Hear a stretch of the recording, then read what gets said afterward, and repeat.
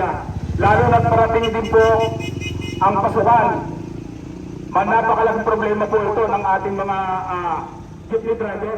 Dahil doon sa kawalan ng kita, paano ka pa makakapagpaaral na ngayon ay bakasyon, nakapos din. Kapos na kapos pa doon sa kitaan. Sana po maunawa po yan ng ating mga kababayan. Penalties kung kami po ay nahuhuli.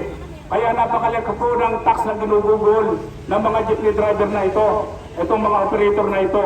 Kaya dapat po, sana napagbibiyahe. Dahil pag hindi namin ginawa ito, kinabukasan, wala na po kami biyahe dahil meron po kaming karelyebo.